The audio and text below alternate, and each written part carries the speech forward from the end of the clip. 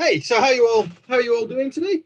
Hopefully you all well. So welcome to another embedded hour. Actually the final one before Christmas, which means we've been doing this for about 8 months now. So it's really they seem to come around much quicker than I seem to appreciate. But it's been really good. So thank you all for joining us and sharing your embedded stories over the last 8 months. And next year we've got an exciting program of people to come and talk. Today, actually, I've got my great friend Max. Max is going to join us again in a minute, and we're going to talk a little bit, continue our discussion that we were having previously about engineering careers and how you can benefit from get the best from your career. So not only how you can find a job, but how you can keep a job and how you can grow in a job. And I'm sure as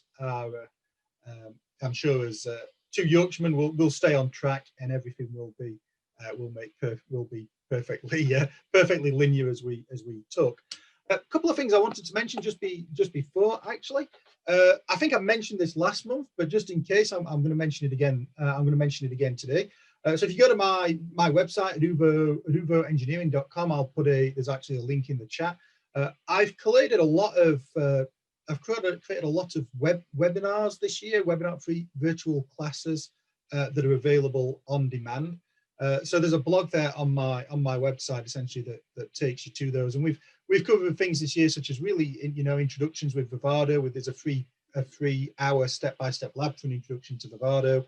There's a 3-hour introduction step-by-step lab for Pink if you're using Pink. I think there's a 2-hour lab on Vitus and getting started with Vitus. And there's some really detailed videos there, and instructions is there as well for how to get Vitus up and installed on your machine if you want to do it. So please take a look at that if you're interested in any of that. I've also put a really interesting little project on Hackster. Again, you can find it by the website. It's a really simple little Pi game project running on the Ultra 96, but it works as a little bit of a advent calendar as we're in the season for Christmas. And behind every door of the advent calendar, you will find a different FPGA related resource. So they're not just resources that I've created. There's a range of what I think are interesting FPGA resources. So they range from the Teros HDL editor, which is a really great add-in for VS code, to some Ultra 96 training that my friend Javier created for CERN. So there's a whole range of applications. But what I want to talk to you about, I'm going to stop sharing my screen now, and I'm going to invite Max to come join us. So Max, if you want to turn on your camera and a microphone, and welcome. I'll just move my camera a bit, so I'm actually in screen. So welcome very much again, Max. Thanks for joining us. I'm going to stop sharing my screen, and we're going to have a chat today about obviously about how to create how to keep your engineering job if you find it. We've been running a series of blogs on this, actually, and in the chat I've just hopefully I've posted it to all attendees and panelists, so you can see the third and final part of this blog, and we're going to have some more coming up in the next probably early next year, I think, Max. We're going to do some about management, how to become engineering managers and such like. But we've put this in there for the blog. So if you want to go take a look at it as we're going through this blog. I'm not seeing that link at the minute, Adam. You're not? So let me put that link in there again. I was trying to be prepared, and I put it in there nice and early. So I'll put it in there. I'll put it in there again. So now everyone can hopefully see it. Yeah. So if you've got any questions as well while we go through, please put through the comments in the chat stream as well. So sorry, Max, you were going to say. I was going to say, the first part of this was, when you were still at college or at high school thinking about becoming an engineer. And then part two was the creating your resume and the dreaded interview. And then part three is, once you've got the job, how do you keep it? And how do you grow into it and everything? It's quite, there's a lot of stuff there. And when we were writing those, as you say, then we started thinking about managers we've known and loved, or loved and loathed. So that's going to spawn a couple more blogs. So if anyone's got any thoughts about what it takes to be a manager, any stories about managers that they've learned from, either good or bad, and they want to share those tales, email them to you or to me. That'd be good. And I just see that Jim the Steam Clown's joined us. I sent him an email earlier on because he joined my YouTube channel, and I went out there. He's into mechatronics, so I want to have a chat with him about that. Actually, you ought to interview him about. Yeah, we'll get him. I think I've just put him in. I actually think I met him briefly last year at the Xilinx stand when we were at the Drive conference in San Jose. So yeah, it's good. So I mean, keeping and growing a job, Max. I mean, so what advice? Because I think we got some really great responses actually to this blog when we first put the second one out there. So we got a lot of people coming back and sort of giving advice and how to do, how to grow in their job. I mean, I think I was certainly quite lucky in my career being at the right place at the right time and young and arrogant, I think was probably what I really was. But yeah, I mean, do you want to take us through some of the points people raised about how to grow? I mean, they can read the blog as far as that goes, but one of the things that I was just rereading it myself yesterday in preparation for our talk, and one of the things that it reminded me of was having mentors, having somebody. Once you come out of university and you sort of think you're an engineer. When I was at university, I know it sounds stupid, I was so desperate to graduate. So I had this vision of being at a party somewhere and somebody saying to me, what do you do? And I go, I am an engineer. But when you get your first job, you realize how little you know. I mean, every job has got its own unique things. My first job was with International Computers in West Gorton in Manchester. I was a member of a team designing CPUs for mainframes. And the first task I had was to create a barrel shifter, which was like a shifter rotator that could take a 128-bit word and shift it by any number of bits from 0 to 127 in a single clock cycle. And if I'd been given the spec right from the get-go, my brains would have leaked out my ears. It was the size of a telephone directory, but which our younger viewers may not know what that is. It's a great big book. Yeah. But I had a mentor because ICL had this mentorship idea where every young engineer coming in was assigned to an older engineer who would be their mentor. And my mentor was my team leader, Dave Potts. And he broke the thing down into subtasks. Give me just a second to... No problem. We should have said turn off phones before we start. I should have remembered. So I've turned mine off now. Usually it's my wife. And she'll go, are you busy? It's like, yes, of course I'm busy. What do you think I do here all day?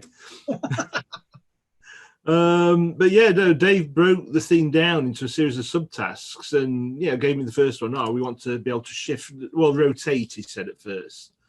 And we were working with ASICs that only had 200 logic gates. So you had to have a whole bunch of ASICs to do this, but it had to be the same ASIC. So you had to code. We had 3 pins that could say which ASIC it was in the left, right, middle, whatever. And I got the first bit working, and then I went back to him and said, duh, and he went, I forgot to mention, we need to do this. Oh, right. So I went off and did that bit, and I came back, and he went, I neglected to tell you. And he just built it layer by layer and teaching me all along the way. I get so many emails now from people who just graduated, who got the first job, and they're just told, here, go and do this.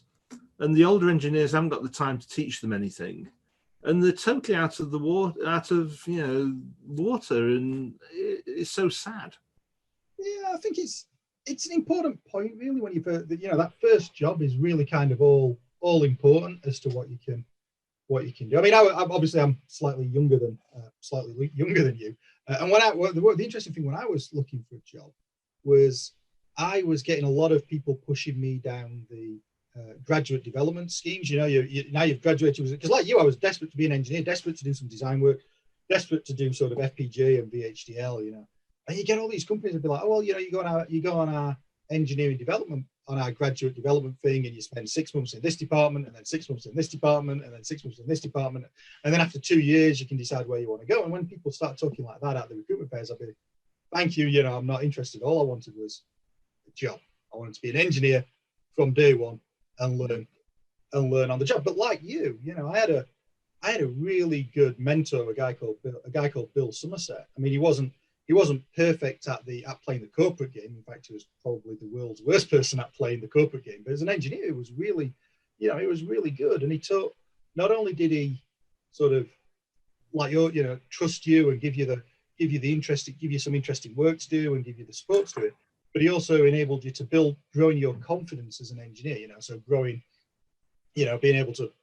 I was doing FPGAs, obviously, so you know, not only writing the code and simulating it, you know, but beginning to put things on the board, beginning to put things in the units, you know, testing it, gradually building it up and building confidence and learning about the system. And I mean, when did I start? I graduated in 2000 and went to work for Raytheon.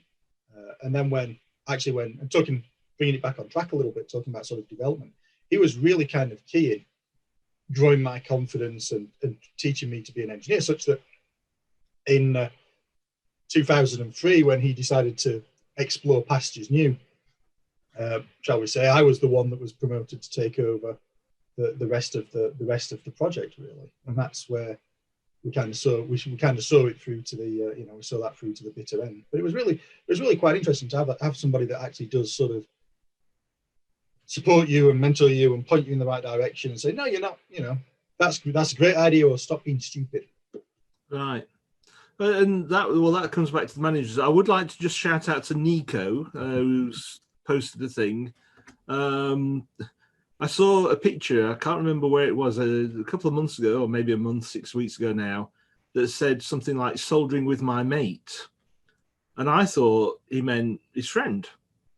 And there was a thing on the table that I took to be something that you put your soldering iron in, scrape the tip off. But it was actually a gourd, and I now have my own mate gourd, as recommended by Nico. A mate is actually Sherba mate. It looks like cannabis, actually. And it tastes like it in a way. But you fill your gourd to the top with mate, and then add water, but you don't just pour the water in. There's all sorts of rules. I had a video conference with Nico, and he walked me through it.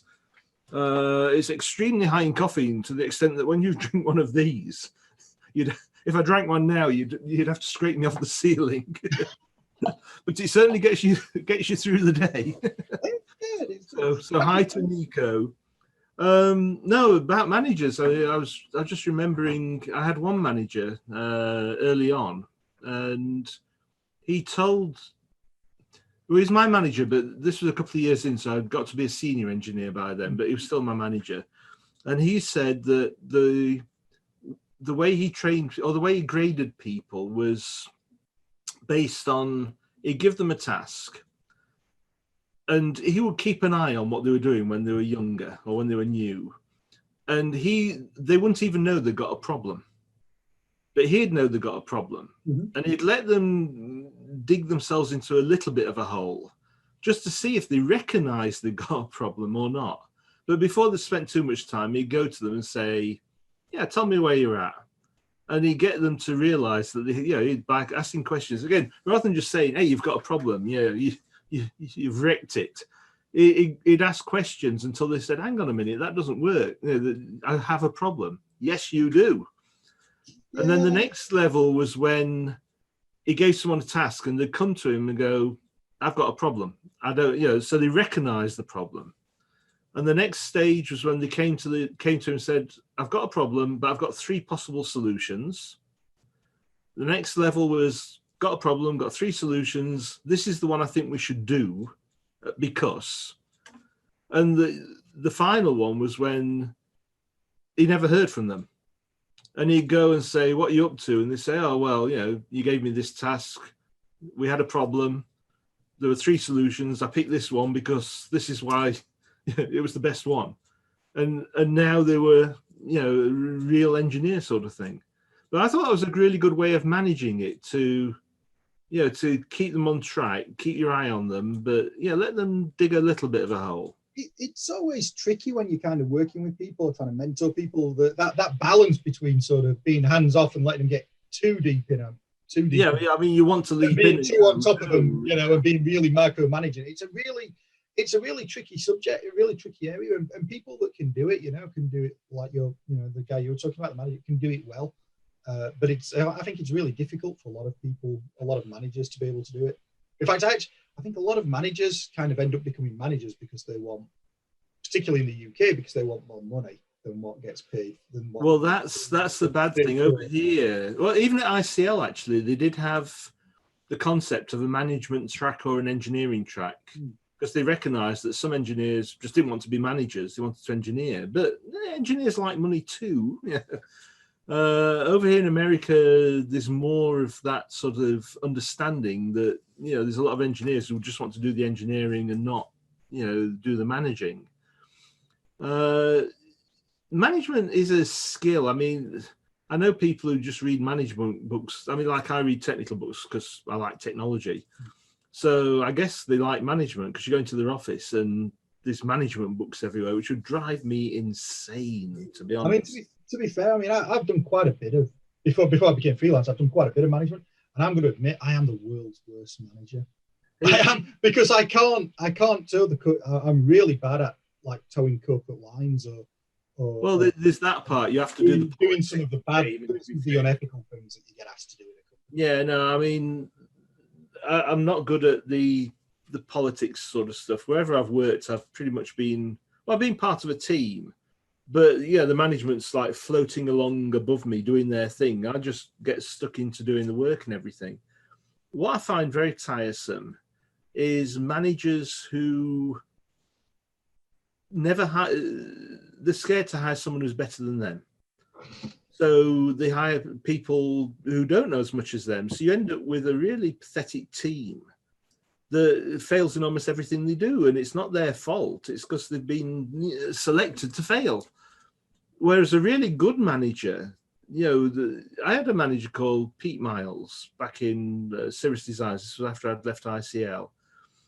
And he was brilliant at managing. He didn't mind. I mean, first of all, he was a great engineer anyway, but he would hire people who the best of the best of the best because it didn't detract from his shine. He was great at managing, and his team was a crack team. And if anyone had a problem, they gave it to him because he would sort it. My goal is to, your goal is to get the product out the door at the end of the day. And any you want the cleverest, the smartest people you can, to do that. You should always. You get some managers who are scared. I mean, I've been in companies where, again, when I was a junior engineer, where you'd be in the lab, and a manager would come down with some guests that he was showing around, and you're working away, but you can hear him talking, and it's sort of all about him, how good he is, how he manages his team, and it's and they had a problem 3 weeks ago, and no one could sort it out. And then he thought, I've got the solution. And they implemented it. And now everything's rosy. And you're listening to him waffle on going, you haven't got a clue. You didn't do that. And then you get someone again like Pete Miles who'd come down with showing people around. And he'd be showing them an accelerator we were building. And he'd say, we had a problem a couple of weeks ago. And then our intern came with, he's over there. David, come over here. And he'd introduce this young student intern and go, this is David, blah, blah, blah, intern with, Manchester University. These are the heads of Rolls-Royce and whatever. David came with this brilliant idea, like, let's turn it upside down and it'll stop things falling out the bottom or whatever. Give all the credit to the student. David went away strutting away. He was going to tell his mum as soon as he got home. Made his day. And it didn't make Pete look like he didn't have a clue what was going on. I mean, again, his team had sorted the problem. But what you're talking about there really is the difference between leadership and management. Yes. Yeah, one of those people, the person that's building his team up, inspiring the younger engineer, giving him confidence and recognition in front of people is actually working as a leader, and the other guy's just sort of working as a manager. And we have gone off on one sort of talking a little bit about how the badness of management, but it can be great. Being an engineering manager, can be, it can be great fun because it allows you, while you're an engineer, one of the things I always have a bit of struggle, really. When I'm designing something in depth, I'm sat there thinking, oh, it'd be nice, easy to do some management of this project. When you're actually doing the management side of it, I'm sat there going, oh, I wish I was back doing the engineering of it. But when you're doing that detail, when you're doing that sort of, the nose down, the detailed engineering bit, designing an FPGA, designing a board, writing some software, you're really focused in on the subject at hand, and you just focus, you're living that little world. But the manager, if you're doing it right, the leader, whatever you want to call it, but the person that's in charge, they're seeing the entire picture of the product. They're seeing how it all comes together, how it works with the final end solution, and navigating that as well can be just as tricky. Oh, yeah, no, I understand it. It's just driving the engineering side as well. And I think a manager has to be a bit of a captain of a ship where he doesn't have any friends. You can't be buddy with everyone on your team. You can't be friends with one of them and not with all of them. You've got to maintain a level, of respect and things. You don't get, drinking and, getting sloshed every night with them and everything. And for me, I mean, the problems that this guy doesn't want to sit next to that guy because that guy, insulted his pet ferret or something. 20 years ago, and they've still not spoken since. But those are the kind of the more sort of interesting aspects of it. You get the people, but whether you're an engineer or whether you're working in retail or whatever, people are really people are always very interesting, aren't they? They always, managing people's kind of like them, but not to manage them for me. But I mean, I've enjoyed. I mean, to be fair, being an engineering manager, when I progressed up, I mean, I started out doing FPGAs and then carried on doing FPGAs and then did some board design, looked at, and gradually progressed to actually managing a team. And how I actually ended up managing my first sort of team, as opposed to sort of just being the guy that was in charge of the board design or the overall projects, being the team lead, but actually leading a diverse team of engineers. Actually, in my instance, like many things in my life, actually, it came about completely randomly, and just because I'd not been at Astrium very long, which was Airbus, which is now Airbus, and I'd not been there very long, and they have the annual appraisal. Actually, they had it every 6 months, and you had to put down what you wanted to do in this section. I was like, I was just off the cuff, I quite fancy managing. I quite like being technical, but I quite like fancy managing getting some managerial experience. And it literally just happened that my manager at the time had got a vacancy for a hardware team leader, and he said, "Well, we'll let you try it for 3 months, and if you mess it up, then you're out. You can just carry on as an engineer. But if you do well at it, you can." So a lot of it. I mean, the sort of luck favors the the person who's in the right place sort of thing, but also the fact that you said that, if you hadn't said it, you might not have got the position and everything. Yeah. But I must admit, I feel that I've been incredibly lucky in the course of my life, being in the right place at the right time, often. And I think a lot of it's what you make of it. The fact that, if you've got a shitty attitude, then people, no matter how good you are at something, you're not going to be the first choice for it. On the other hand, just bouncing around with a great big smile on your face doesn't mean they're going to give you a job, just because they like you. No, but it all comes together. But still, and all, there's times when things could have gone a completely different way if I'd not been in the right place or met a person or something. And I sort of then think that there are other people who are just as capable as I am, who were in the wrong place at that time. And never got the breaks and things, and which is a bit sad when you think about it. It is, but it's and that's why you have to try and help people. That's why you have to try and help people. I know. Leas was putting in the comments earlier on about he found it difficult to find he found it difficult to find a mentor back when we were talking about mentors. And that's one of the reasons. Obviously, it's not obviously it's not mentored, but that's one of the reasons I like to put stuff out in the community and write these blogs showing how to do things and projects showing how to do things, so that people that are kind of starting out do begin to sort of have some resources that they can go through and they can read, and hopefully they can use to get started. And to be honest, if people reach out to me over email, I spend a ridiculous amount of time trying to answer people's questions and help them and point them in the pretty much at detriment to like what I should be doing actually at times. But because you sit there and think, well, actually I want so many people along the way helped me or took the time out to, even when they were busy, to just sit down and explain some of the concepts and stuff to me. So it's nice to be able to do that back to others.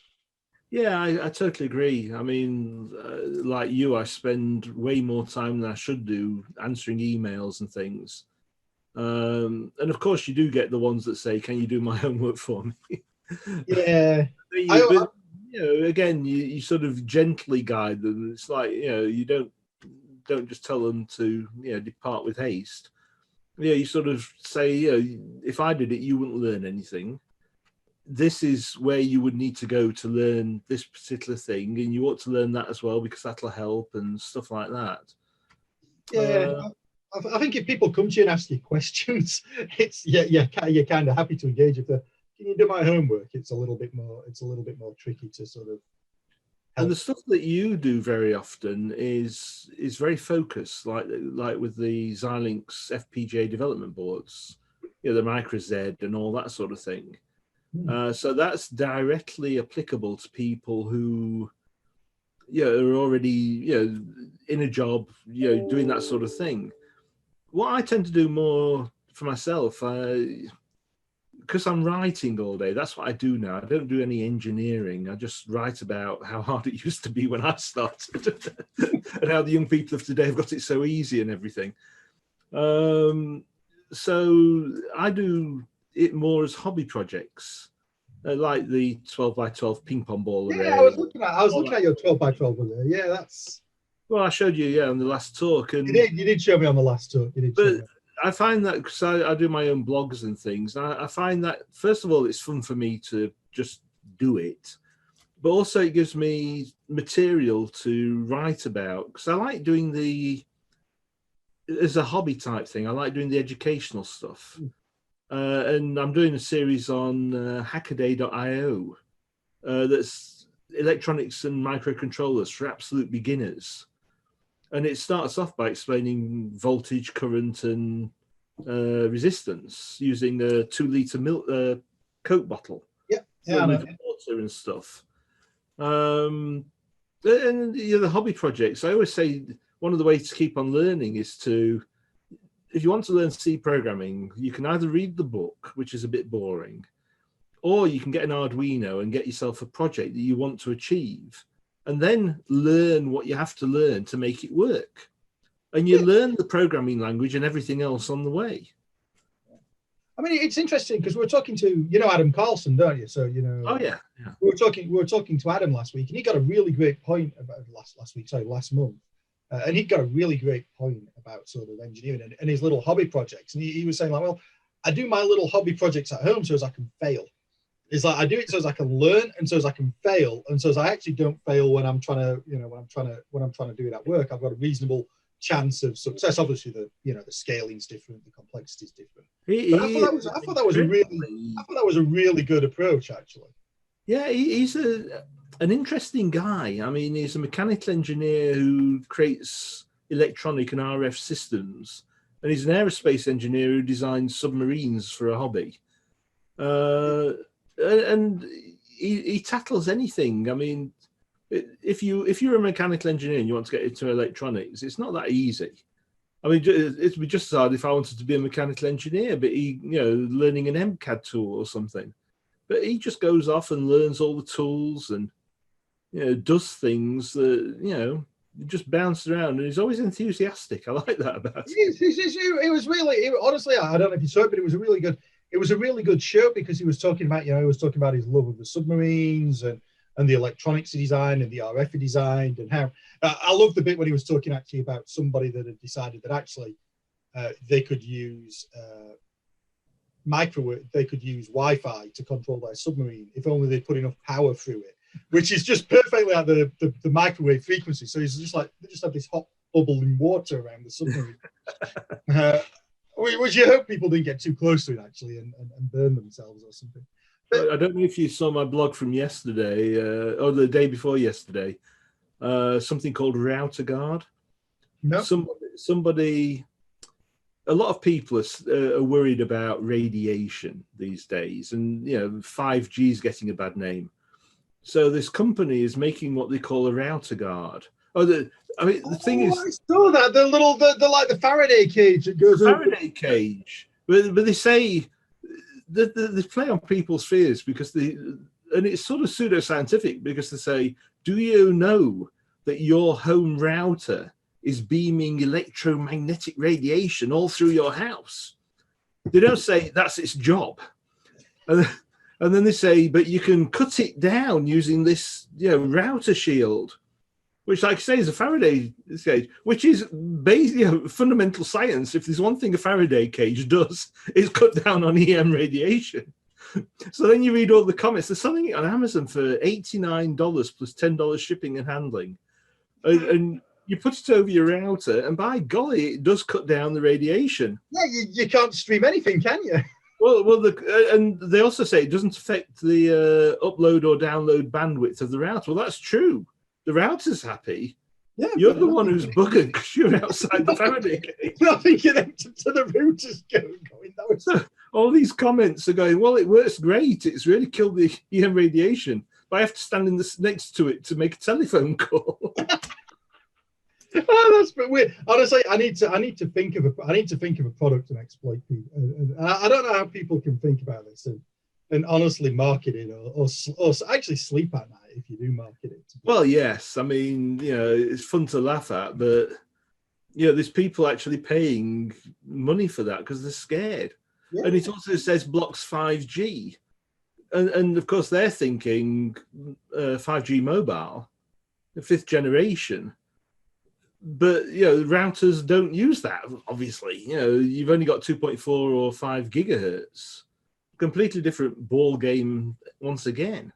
Yeah, but it's just playing on people's kind of fears, I guess. Yeah. So Jim actually was just saying, just to bring it back on topic a bit. So Jim was just saying in the comments that he agreed with us that kind of most engineers fall into this with kind of fall into jobs with luck.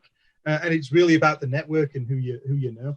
And I think, I think that's real. I think it's really important, to build a good and effective network. And that's not actually to set out to just start networking, but to contribute to the community, to get to know people, to talk. Networking is more than just going, hello, I want to meet you because I want to use you. Yeah, it's got to be a bi-directional thing. And certainly when you're starting out at the beginning, there's less that you can contribute to more that you're going to take. But the thing about a network is everyone's got their own unique skills. So even somebody who's like really, really clever at one thing may not know much about something else. And so you can help out there. But I mean, the reason why you and I know so many of the same people is that, we've networked.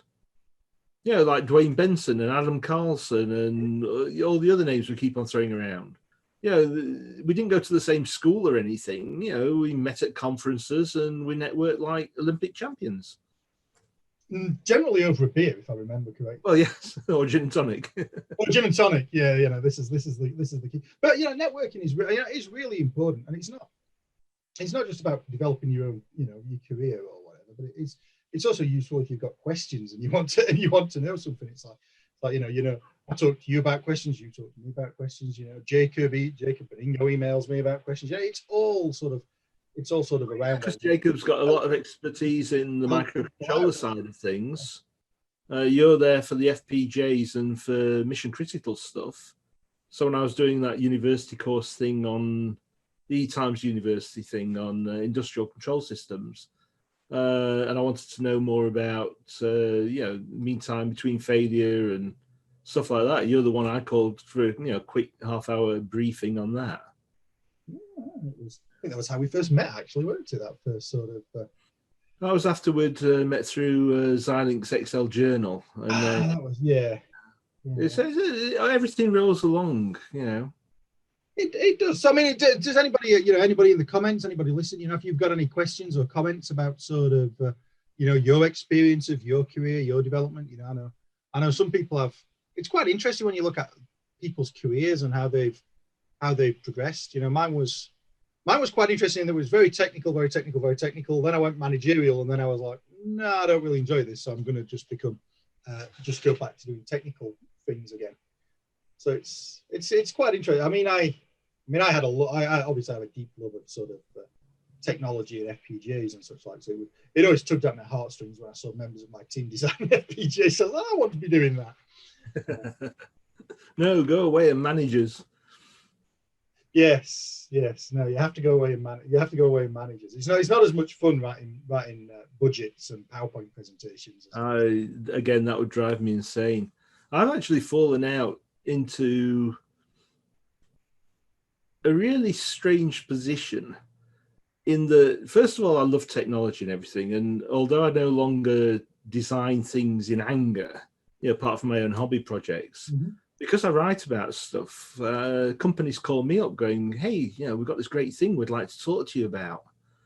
And so I stay at the forefront of the technology because, people are calling me up all the time, telling me what's going on. We've announced this yesterday, that sort of thing. I mean, and also because I get out and do stuff like, I think it was a month ago, I did the keynote for a conference in Finland, which last year I would have actually flown out to do it. And this year, of course, it was all by Zoom. So, yeah. But I got to that conference, I could say, oh, yesterday this company announced this thing. And, so it's nice sort of being at the cutting edge there. And there's so many incredibly cool technologies coming along that I think young people it's a mixed bag. I think we were lucky because we were there at the beginning of it all.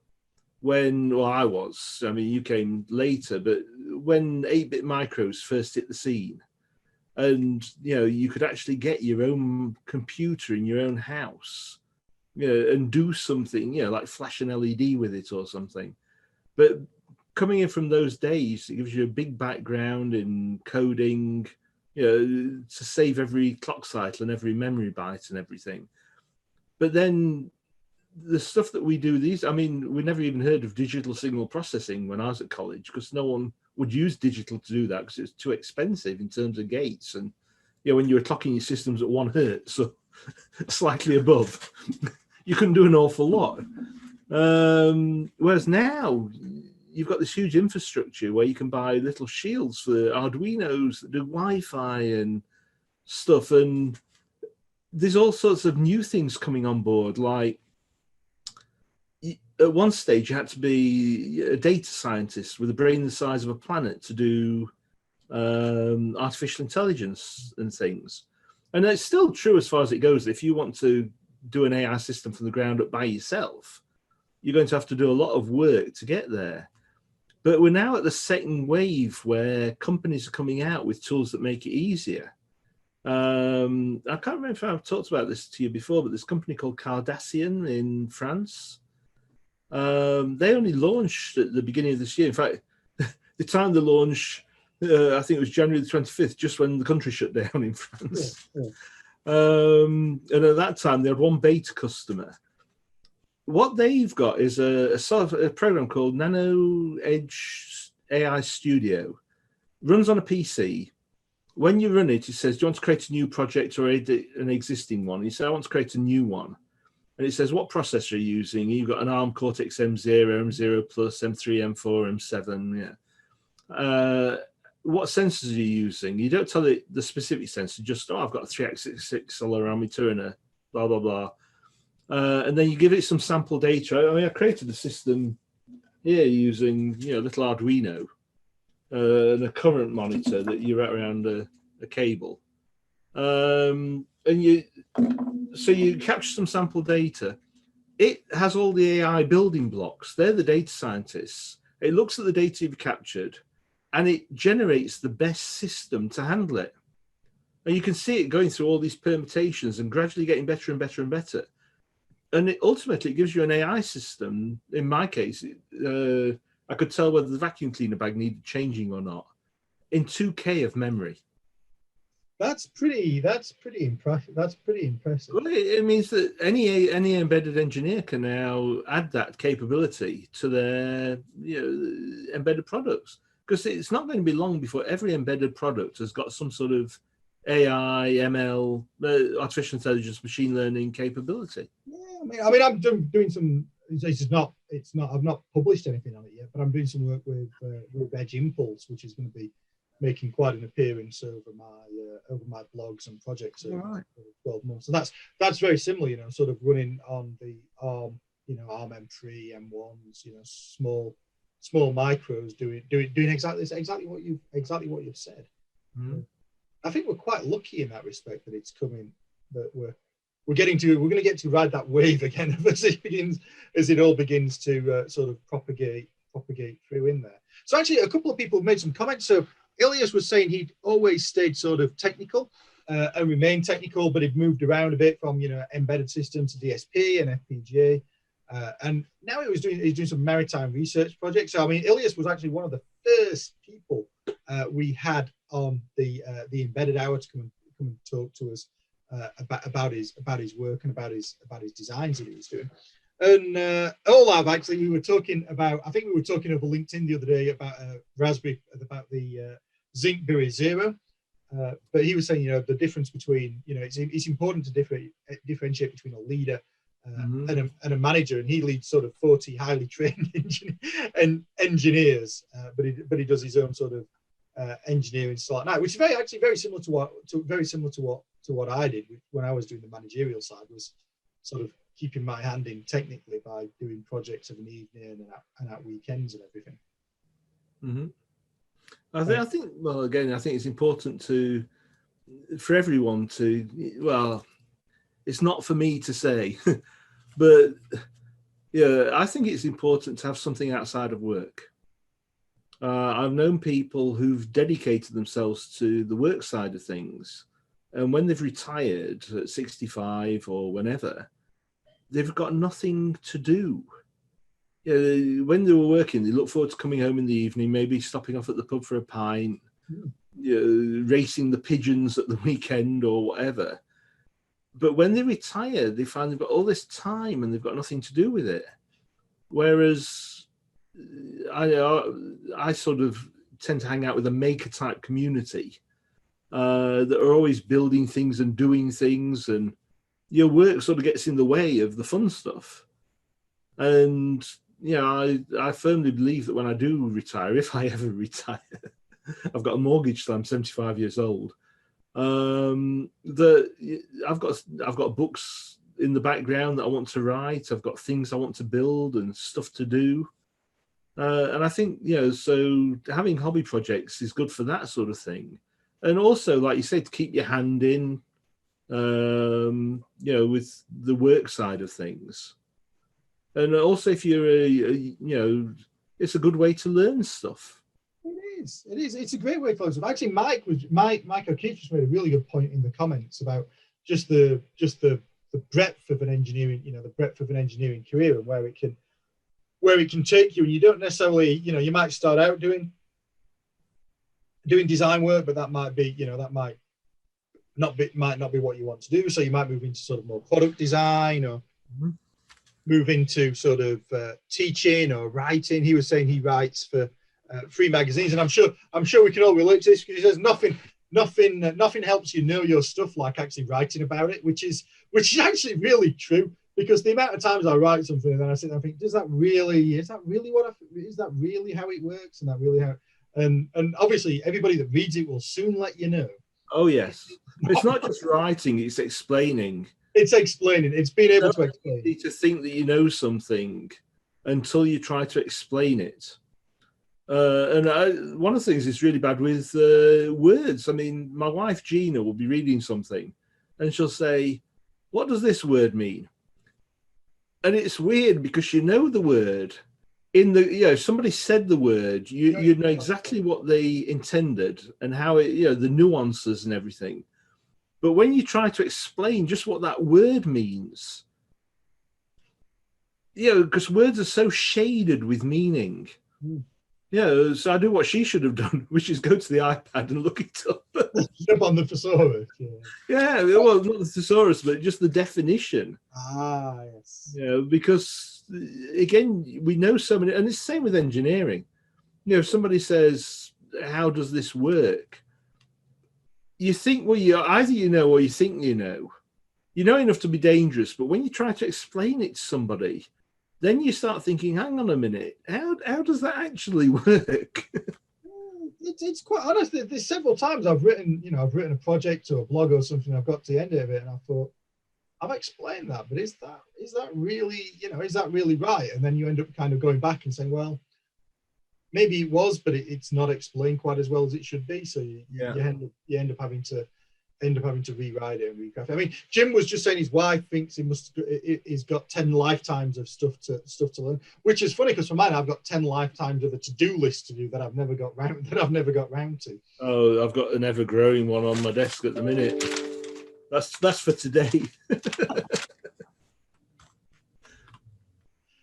But I think we've not got a huge amount of time left, 10 minutes or so. But I mean, some of the comments actually, I don't know how many people have been and read the blog, but there's some really good comments and questions made here about what to do, how to develop in a company and how to grow the company. I mean, well, they're all going to find their way into the next blogs. Yeah, well, we've touched on a couple of them, talking about sort of be humble and be keen and be proactive, but there's also other ones, about actually listening. It's really, it's important to actually be able to listen, not just hear some noise going on, but actually listen and understand what they're saying, and don't feel like you have to actually, don't feel like you have to be the one that stand. Obviously, it's great if you can stand up and talk about it or voice an opinion on it, but you don't listen. You don't have to. As always said, you've got 2 ears and 1 mouth, so you should be using them in. Well, they always say, better to be keep your mouth shut and be thought a fool than open it and confirm that you are one. I'll tell you, there's a few times in my career when I've been really glad I've kept my mouth shut and not started talking. But there's also, I think, one of the points we made in that third column is ask questions. Yeah, I mean, don't be afraid to, because when I started out again at ICL, we had these like bi-weekly meetings where it was a lunchtime meeting where somebody would give a lecture on something. And you'd be sat there and at some stage they'd say something that I didn't know what they meant, but I didn't want to be the one to put my hand up because I didn't want everyone else to think I hadn't got a clue what was going on. And there was a guy there a bit older than me, maybe 4 or 5 years, called Joe. And he would invariably put his hand up and go, "Excuse me, you just said this and I didn't quite get what you meant." And I would think, thank God, Joe was brave enough to ask the question. It was years later when I realized they actually knew the answer already. He'd been looking around at the junior engineers and seeing the puzzled faces. Yeah. And so he'd asked the question they all wanted to, I and the others wanted to ask. And I've done the same thing now. I mean, here's a little secret. Some of the blogs that I write where, I sort of say, I'm trying to write a bit of code that does this. Has anyone got any ideas? A lot of it's to make people, say, oh, well, how about this? How about that? And I might already have actually written the program that I want to write before I even post the blog. Yeah, but I'll still learn stuff because I'll go, oh, I didn't think of that one. And I think that's important. Being able to ask questions and sort of share knowledge and experience is good. I think there's somebody was somebody else put a good question there about sort of, you know, use Google and read the manual. I'll not actually swear like it's written in the blog, but you know, and the important point to that is actually, you know, is treat what you find online and particularly on forums, you know, treat what you find online with a bit of, you know, with a bit of caution. Don't just go blindly copying and pasting. They're great for ideas and to show you concepts and show you how to do things, but you have to understand. Learn anything. It's like when you're doing a calculation. Before I pick up a calculator, I sketch it out in my head. I round things up, and I have a ballpark idea of where I expect to be. It's going to be somewhere between 30 and 40 as a result. And then I do the calculation, and if I get an answer like 600, I'm way out, and there's something wrong somewhere. And it's the same way with, you know, like you say, Google and Wikipedia are fantastic resources, but don't just believe the first thing you read. I mean, how trusted is it as a source? And if it's an engineering type thing, do you understand the explanation? Does it make sense to you? Yeah, you can't. I mean, one of the things that I did a series on eJournal. I thought it was going to be 2 articles, and it turned out, I think, to be 9. And it was on switch bounce and handling it. I'm talking to you about that. Yeah. Again, you start off thinking, well, you know, all you have to do is make the switches debounce, but then you've got hardware or software. And in hardware, if you do a search for how do you debounce switches on the internet, there are like 400,000 articles. Quite a few of those cover things like using multivibrators, like a 555 timer. Yes, yeah. And so, yeah, I was writing this thing, and I thought, I'll add a section on using 555 timers, or, you know, multivibrators. I started off, and it's like, hang on a minute, that doesn't work. and the more I got into it, it made less and less sense. And I think the conclusion I came to when I wrote it was, do not use 555 timers. And I explained why and everything, but it's out there in the literature. If you're not careful, there's a lot of people going to be going around going, oh, you know, here it says use a 555 timer. Slap it in there. It's an important one. And there's one actual point, actually, that we've not talked about at all through any of this.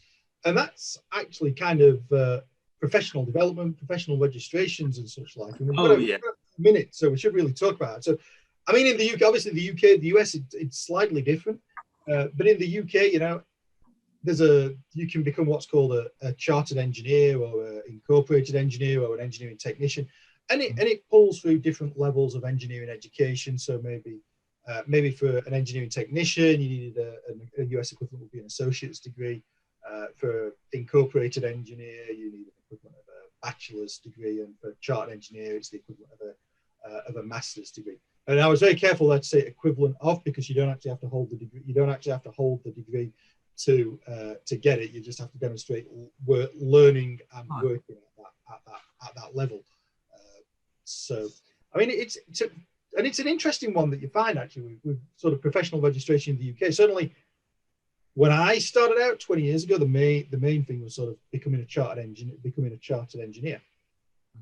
And I am one, and I have been since about 2003. But it's a really interesting thing, because I noticed that either in your career, it's something that you either do very early on, as soon as you pretty much can. And the only reason I did it actually is my housemate at the time.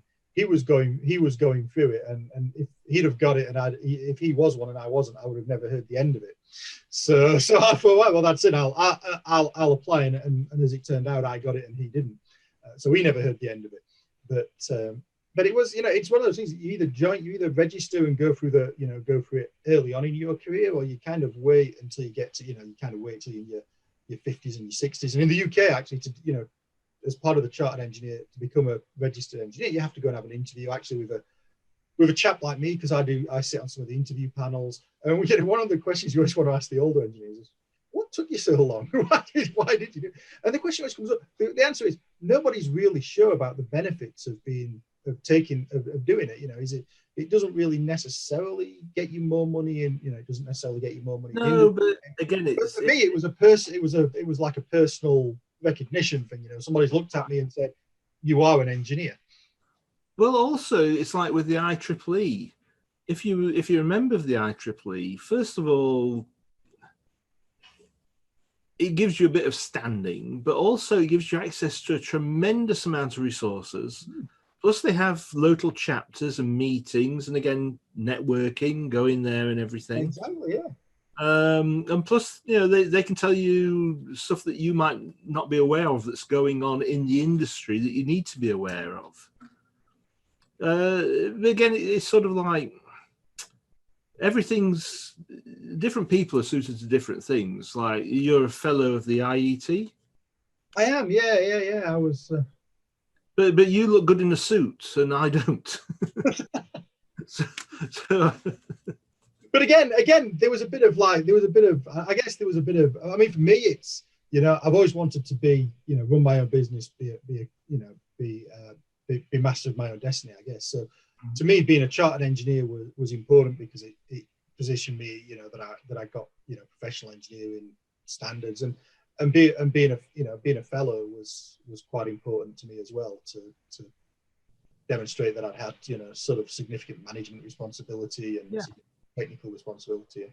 I was actually quite lucky. Actually, I got both. I'm going to blow my own trumpet a bit, but I got both when I was actually quite young. Yeah. But it's like everything. You only get out of it what you put into it. So now I became a fellow. I think they sent me my letter. It was actually just before Christmas in 2011. I think I became a fellow. And they sort of sent me an email saying, "Congratulations, you're a fellow." And the next email followed up and said, "Now you're a fellow. Would you like to volunteer and do things for us?" And it was like, well, I suppose I better really. So I've been sitting on I sit on the interview panels for the chartered. Again, it's all a matter of giving back as well. I was watching Scrooge last night on TV, and I mean that's a story that's applicable to all walks of life. Same in engineering, not just taking, but giving back and helping out and things. Yeah. I work on the give really. I try to just give as much as I possibly can and hope something comes back so as I can pay the mortgage at the end of the month. But yes, well that's a starting point for me certainly. It seems to work quite well. So we're getting nearly to the top of the hour. So thank you very much, Max, for coming on and joining us. And thanks for everyone for joining us. Engineering career. Jim says he read the Switchman series. I knew there was one person. I was going to say you've now met the one person that he actually said he used it in his class. I'll have to tell my mother. I'm sure you will. But yeah, so thank you very much to everybody that's joined us this year. We've had 8 of these. It's been phenomenal. With the next one next year is in the 8th of January, and we've got a couple of gentlemen from ARM joining us. So I think that's going to be a really interesting chat. So I'll keep you all updated on that and what we're going to be talking about. But we've got 2 guys. We've got Alessandro and Robert from ARM joining us. We hope so. It should be good fun. Until that, I'm going to wish everybody a season's greetings, a Merry Christmas, and a Happy New Year. And let's hope 2021 is much better than 2020's been for us. Yeah, I was really looking forward to 2020. Fifth of the way through the 21st century. That's quite scary. That's just quite scary. It's really time flies when you're having fun. I only just finished celebrating the year 2000. Oh, the worrying thing is the year 2000. Yeah, it's just so long ago now. 20 years. Well, next year is going to be my 100th birthday, if you count base 8.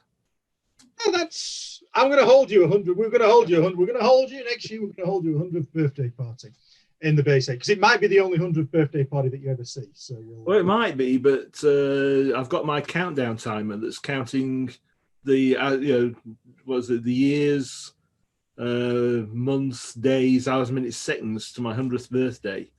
And I've never met anyone who's got a countdown timer who's not survived to be 100. But how many people have you met with a countdown timer? Well, I haven't met any, but the argument's still valid. It's a great argument. So we will leave you all in peace like that, everybody. Thank you very much, Max. You're a gentleman, a scholar, and a legend. You know, it's great to have you. It's great to have you on here. You know, you can send me the check for saying the nice things about you later on. But I'll see you all. Excellent. Take care, all. Bye bye. Bye now. Have a great one, everyone. Bye bye.